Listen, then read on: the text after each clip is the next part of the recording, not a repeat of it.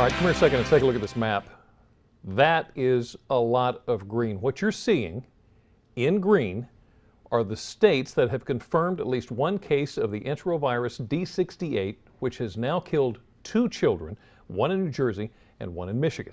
The Centers for Disease Control and Prevention reports from mid-August to this past Thursday, health workers have confirmed the enterovirus in a total of 678 people from 46 states and the District of Columbia. Now, breaking those numbers down on Delmarva, officials have confirmed one case of enterovirus in the state of Delaware, 10 in Maryland, and 24 as the number of confirmed cases of the enterovirus in Virginia, according to the Departments of Health. Now, what many people may not realize is the enterovirus is nothing new. As a matter of fact, the CDC reports different types of the enterovirus can be common. And this strain of enterovirus D68 is also nothing new. The CDC reports it was first identified in California in 1962. The CDC says in years past, small numbers of this strain of enterovirus have been reported, but this year those numbers have greatly increased. Now the respiratory illness has many parents, especially those with young children, concerned. Germs are just about anywhere and everywhere, but that doesn't stop 4-year-old James from running around the playground, picking up sticks and everything else he can get his hands on. All the while, his father, Kevin O'Keefe, is keeping a close eye. So we're watching out for general viral symptoms. With the enterovirus making its way across the country, it's leaving some parents on high alert. What else should we be looking for? What other information do you have? Some warning signs or symptoms to look out for: fever, runny nose, sneezing, coughing, and having trouble breathing. But what's left parents like Kevin shaken is the mysterious death of a 4-year-old New Jersey boy who didn't show any of those symptoms and died in his sleep. We do want to make sure that parents know that most children who contract enterovirus D68 will be perfectly fine, and they should worry more if their child has asthma or trouble breathing, in which case they should seek medical attention. But some parents aren't panicking. They're just taking it one day at a time. Just make sure we're all washing our hands, try to keep, all the dirt and everything else from the playground. And we're obviously here today, but as soon as we're done, we're going to be washing our hands and making sure that we're dusting ourselves off, but no big difference. Because no matter what, kids will be kids. And there's no stopping kids like James from running around and picking something up. The latest death in Michigan was just confirmed on Saturday. The little girl who died was just 21 months old.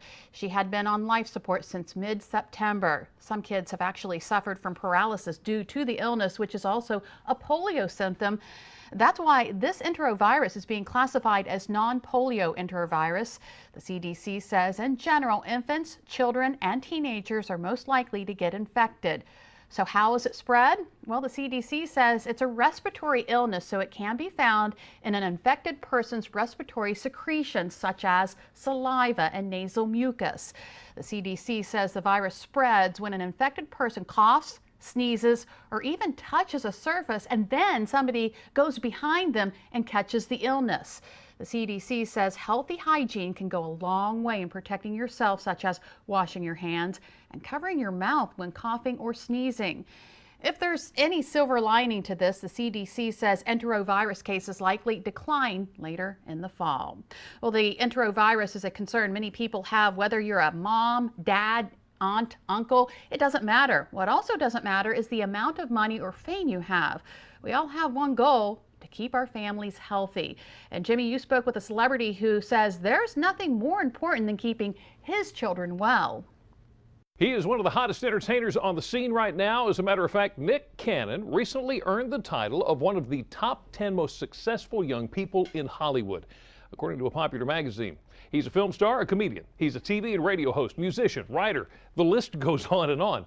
But perhaps one of his most important titles is dad to his 3-year-old fraternal twins, Monroe and Moroccan Scott. And we are happy to welcome Nick to Delmarva Live this afternoon. Thanks for talking to us, Nick.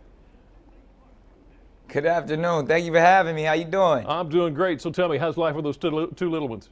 Oh man, they're outstanding, man. I mean, to have 3.5-year-old twins running around is quite the handful, but we get it done. That's awesome.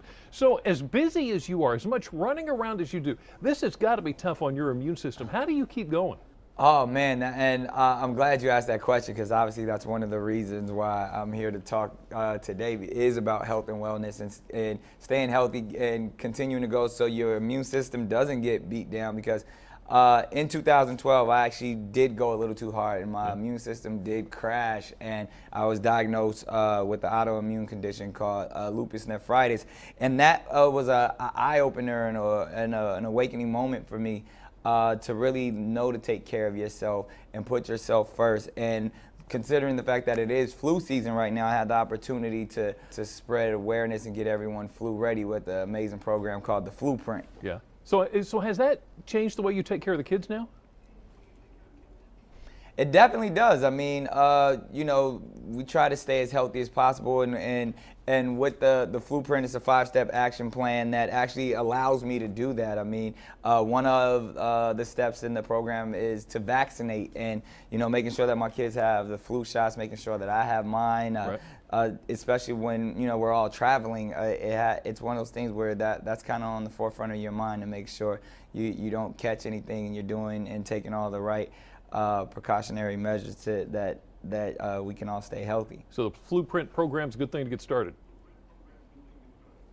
Yeah, absolutely. I mean, and the cool thing about the Blueprint program is, you know, once you get through all the steps of obviously learning, vaccinating, preparing, treating, and then sharing is the most important and coolest part, because all you gotta do is visit the Facebook page, and just by hitting the like button, you help donate to our $100,000 goal of a donation to the nonprofit organization Families Fighting Flu. So it doesn't even cost you any money. You just hit that like button, and each like is worth $1. Nice. Good stuff there. Nick, thank you so much for talking to us this afternoon. Let me ask you, you've made some big headlines with this new tattoo recently.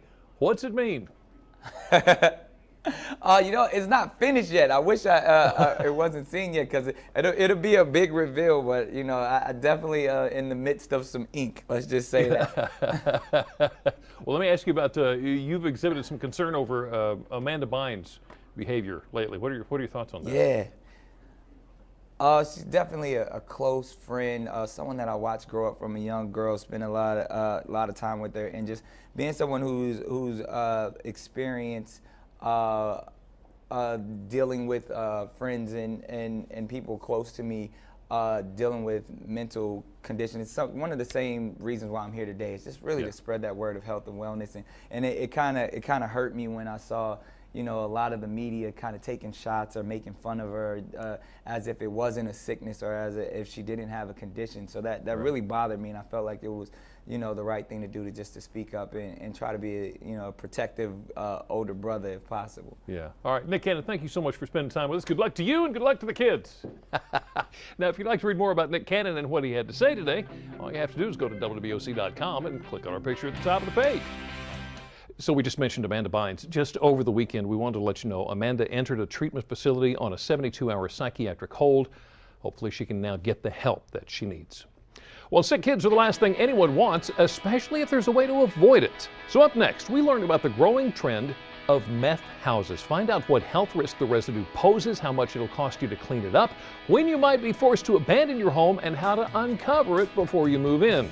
Plus, should law enforcement be allowed to alter your Facebook page? It can help put bad guys and girls behind bars, but what if the information wasn't true? Could you then sue? We're going to tell you about one such case. And it's Monday, which means we have a list of the areas most wanted. Coming up a little later, find out who Crime Solvers is looking for this week. Now, Marva Live, we'll be back in minutes.